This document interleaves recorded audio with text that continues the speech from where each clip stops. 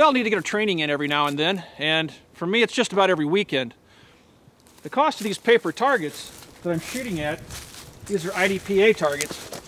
I'll pay about $30 for a roll of them, and they'll last me a couple of months in the summer when I'm shooting a lot outside. So there has to be a more cost-effective way to get the practice in, and you don't eat up so many consumables. So one of the options, probably my favorite option, is to shoot steel targets. The target we're looking at here is called the PT Hostage target. This is by Action Target. Action Target's probably one of the biggest names in steel target manufacturers. They don't just manufacture steel targets, but they also manufacture target holders where you can put wooden rods in it and shoot at paper targets. They make these steel targets. They make entire trap systems. But today we're just going to take a look at this PT Hostage target, again, by Action Target. Now, I mentioned that it's about $30 for a roll of IDPA targets, right? Well, this target retails for $280. So over the course of a year or two, the paper savings that you roll up into a steel target, which this steel target will actually last you a lifetime if you take care of it, really, this is a cost saver. So today, like I said, we're going to take a little bit closer look at this target. We're going to shoot it with some different handguns and rifles and show you how this target works.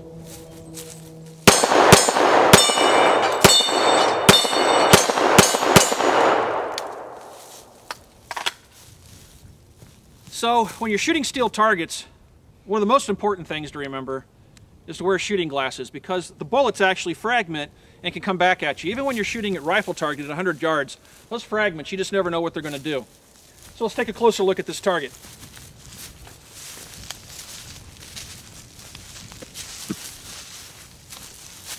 Now when I'm shooting this target, as you can see, this target is actually setting at a pretty steep angle. It's probably at a 20-degree angle or so. So what's happening are the rounds are coming in, hitting this target, and they're being deflected down safely into the ground. Now, as long as this steel stays perfectly flat and doesn't divot, and that's where the hardness of the steel comes into play, as long as the steel stays perfectly flat and there's no major pitting of the target, those rounds can't come more than a 20-degree angle away from this target. They won't come straight back at the shooter. They'll splatter and go up and down, mostly down. Now, the other feature of this target, as you probably saw while I was shooting, is this swinger. And this is an option. This is the PT Hostage option. And so this actually simulates a hostage taker, and when you hit it, as you saw, it just swings around to the other side. So it gives you a little bit of a reaction. You know, it's a reactive target, I should say. I really like that. That's kind of cool. This is also made out of 550, AR550 steel, as is the main target. So the AR550 means it has a Brinell hardness of 550, which makes this probably some of the hardest steel available, and it also is why the target costs $280. Most of that cost is right here in these targets.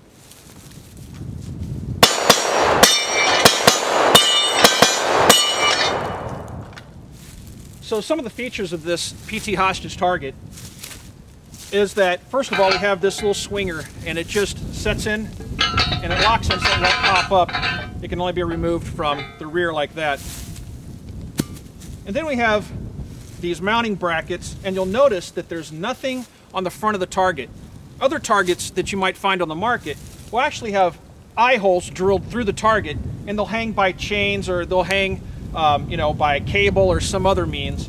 This target has no holes drilled in it, and the part that faces the shooter is completely smooth and all armor plated. All the components back here display pretty good quality. The welds are real beefy, the steel is really thick, and this target's very, very rigid.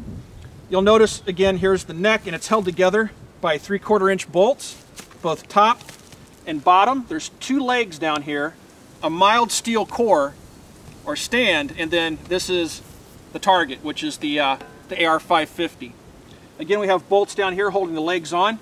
And to set this target up, it only takes a couple of minutes. You can take it down. I don't transport this target fully assembled. I just pop this head off. I leave the legs and the core in place, and I just throw it in the Jeep and carry it around that way. It's pretty handy and easy to set up. That's one of the things I really like about it.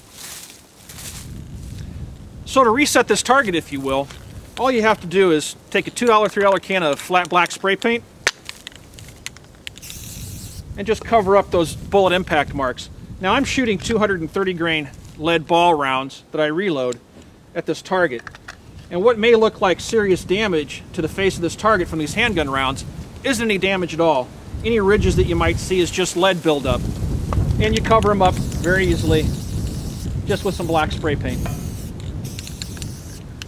That's it. Now you can start shooting again. You can see where your new rounds hit.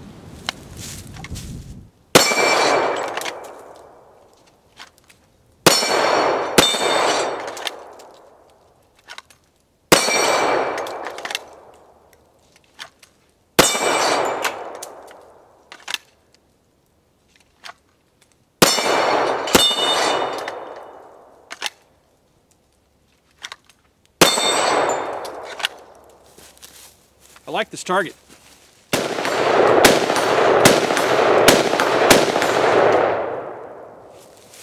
So we're shooting the Bushmaster ACR at the PT hostage target from 100 yards.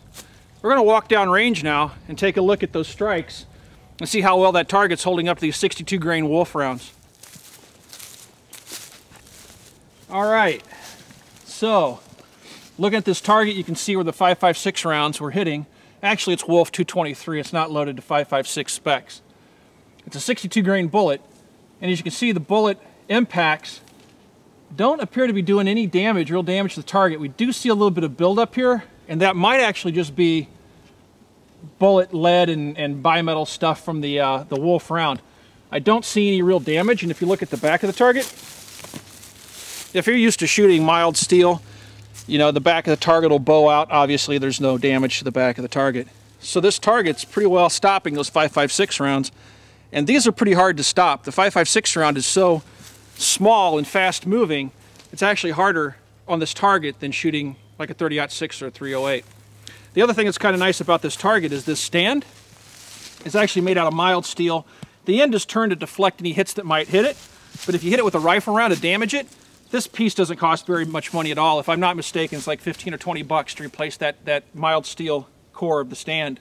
So it's designed to be replaced if you do damage it, but you'd have to take pretty careful aim to hit it at 100.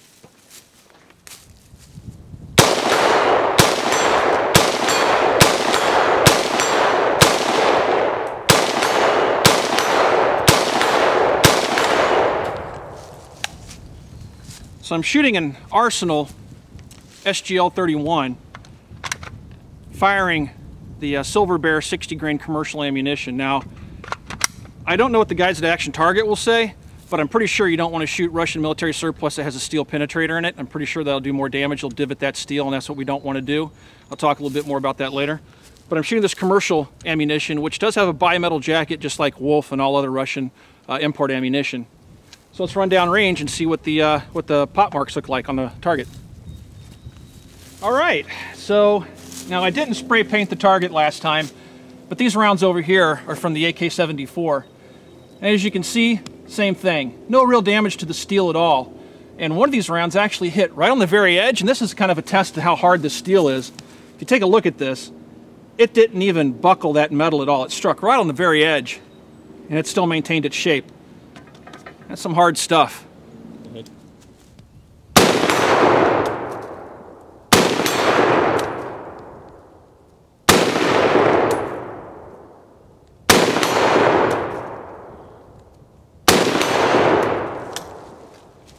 So here we're shooting America's favorite, the M1 Garand 30-06. Firing it at 100 yards at the PT hostage target. Let's run down range and see what this beast does to it. Well, first thing I want to say is, God, I love the M1 Garand. Shooting offhand at 100 yards, this baby puts them right in there. But anyway, taking a look at the damage that this 30-06 ball, its military surplus, did to this target, it's negligible. There's no damage at all. It looks just like the other rounds that hit it. Taking a look at the back of the target, no damage, no bowing. It's taking those 30-06 rounds pretty well, so if it'll take those 30-06, it'll pretty much take anything, except it wouldn't go shooting a Barrett 50 cal at it.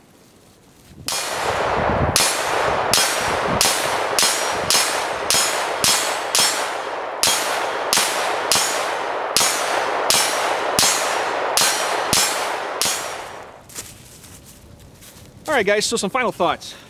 These targets are actually AR-550 steel, which I've mentioned. A lot of targets on the market are AR-500. This AR550 will actually last a little bit longer. AR500 is good stuff, but it's the minimum that you'd want to use in a target for this application, which is rifle and handgun, both at 10 yards and 100 yards. So this AR550 doesn't cost you any more from Action Target, but it gives you a little bit of extra life. These targets literally will last you a lifetime if you take care of them. Actually, I like shooting steel much more than I like shooting paper. Steel gives you that audio feedback. I'm not just talking about this swinger that moves when you hit it. I'm talking about that nice solid ding when a round hits this steel. You can hit it 100 yards, you can hear it. You can even shoot it at 200 yards, you can hear that bing when that bullet strikes steel. That's what I love about steel. So you have that cost savings, you have that immediate feedback, you know whether you hit it or not. You don't have to look through a spotting scope, for example. Anyway, check out Action Target on the internet. You can find them at actiontarget.com. Also, you can find Mac on Facebook, and that's facebook.com/military arms. Come by, check us out. We have a lot of behind-the-scenes information there. And thanks for watching, everybody. We'll talk to you soon.